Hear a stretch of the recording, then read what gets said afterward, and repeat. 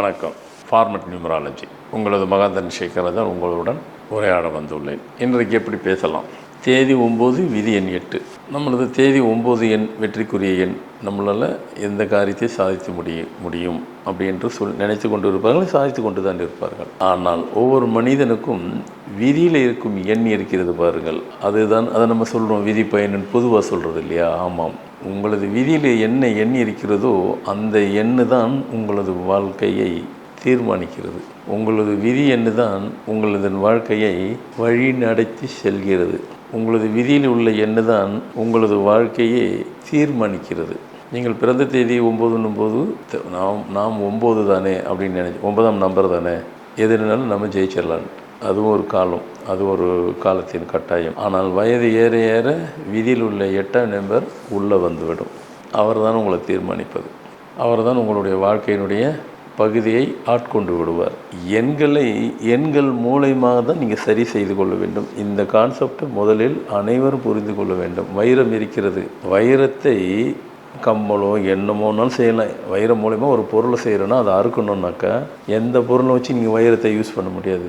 அதே வைரத்தினுடைய பீஸை வச்சு தான் வைரத்தையே கையாள முடியும். வைரத்தை கட் பண்ண வேண்டும் என்றால் இன்னொரு வைரத்தை வச்சு தான் கட் பண்ண முடியும். அதை தவிர அது உலகத்தில் எந்த நாட்டில் இருந்தாலும் சரி, எவ்வளோ டெக்னாலஜி வந்தாலும் சரி, அதே போன்று எண்களும் உலகத்தில் எவ்வளோ உயர்வான இடத்தில் இருந்தாலும் சரி, எண்கள் மூலயமாக தான் சரி செய்ய முடியும். உங்களது எண்ணுங்கிறது தேதி, பெயருங்கிறது எண்ணு, அதுவும் எண்ணு, இதுவும் எண்ணு.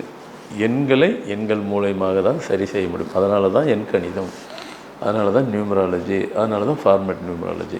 இதுக்கு செகண்ட் ஆப்ஷன்ஸே கிடையாது. என்னிடம் கூட வருபவர்களிடம் நான் பொதுவாக சொல்லுவேன், விதி பயன் உங்களுக்கு இருந்தால் தான் வர முடியும். அதுவே நீங்கள் வாழ்க்கையில் சந்திக்க வேண்டிய சூழ்நிலைகள், நிகழ்வுகள்லாம் நிறைய இருக்கும். அதெல்லாம் சந்தித்து முடித்து விட்டுட்டு அதையும் ஃபேஸ் பண்ணி முடிச்சுட்டு வேறு வழியே இல்லை. இனி வந்துகிறது என் கணிதத்தை நாம் பார்த்தால்தான் வாழ்க்கையில் மீள முடியும். அதிலிருந்து அந்த பிரச்சனை வெளியேற முடியுங்கிற ஒரு காலகட்டாயம் வரும். ஏன்னா அதுக்கு வரைக்கும் நீங்கள் வாழ்க்கையில் எல்லாம் பார்த்துட்டீங்க, இனி பார்க்க வேண்டியது எதுவும் இல்லை. ஸோ அனுபவிக்கிறதெல்லாம் முடிச்சுட்டு கடைசியில் தான் இங்கே இடம் கொடுக்கும். நீங்கள் நினச்சா போல் வந்துட முடியாது, பார்த்துட முடியாது. நான் நினச்சா கூட பார்க்க முடியாது. அங்கேயும் இறைவன் நினச்சா தான் பார்க்க முடியும். அதனால தான் நான் பொதுவாக சொல்கிறது, உத்தரவு வரட்டும்னுவேன். நிறைய பேருக்கு வருத்தம் இருக்கும் என் மேலே. என்ன வருத்தம்? அனுப்புன்னு சொல்கிறாரு, அனுப்பிச்சா அப்புறமா சொல்கிறேங்கிறாரு. அது நான் சொல்லலை. உத்தரவுன்னு ஒன்று வரணும் இல்லையா? முடிவு நாம் எடுக்கிறதுக்கு நமக்கு ரைட்ஸ் இல்லையா? உங்களை பார்க்க ஆனால் அந்த உத்தரவு இன்றைக்கி வரும், நாளை கூட வரும். நான் அதுக்காக பார்க்கவே மாட்டேன்னு சொல்ல மாட்டேன், பார்ப்பேன். சில பேருக்கு 1 மாதம் 2-3 மாதம் ஆகுது, 2 நாள் சொன்ன அடுத்த செகண்டே சொல்லிடுறேன். சொன்ன அடுத்த செகண்டே அது சில பேருக்கு. ஏன்னா மொத்தத்தில் அல்டிமேட்டாக நமது வாழ்க்கையை சரி பண்ணுறது எண்கள் மூலயமா தான் நடக்க போகுது எல்லாத்துக்கும்.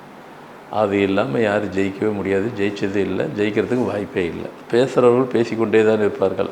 காரணம், அவர்கள் பேசிய வாழ்க்கையை தங்களுடைய வாழ்வாரத்தை கழித்து கொள்வார்கள். அது மற்றது பிரச்சனை உங்களுக்கு தேவையில்லை. நீங்கள் ஜெயிக்கணும். இதுக்கு பிரத்தியாரை நாம் தொந்தரவு பண்ணக்கூடாது. நாம் ஜெயிக்கிறதுக்கு உண்டான வழி ஏதோ நம்ம தேடி ஜெயிச்சிட வேண்டியதான். ஓகே, கண்டிப்பாக விதி எண்ணை ரொம்ப கவனமாக எடுத்துக்கொள்ளுங்கள். விதி எண் எதுவாக இருக்கிறதோ அதுதான் உங்கள் வாழ்க்கையை தீர்மானிக்கிறது.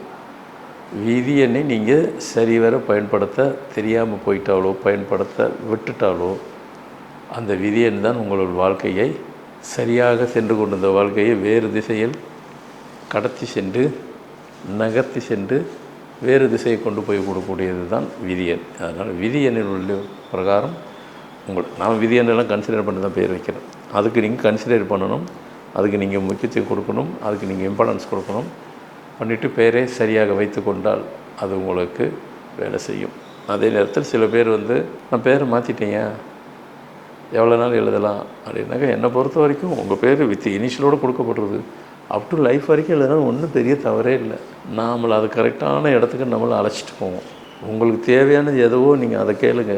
ஆனால் தேவையில்லாத நிறைய விஷயங்களெல்லாம் உங்களை அது சரி பண்ணி கொடுத்துரும். அதெல்லாம் நம்ம கேட்க வேண்டிய நடக்குது, அதுவும் நடக்கும். அந்த ஒரு அபார சக்தி நம்ம ஃபார்மேட் நியூமராலஜிக்கு இருக்குது.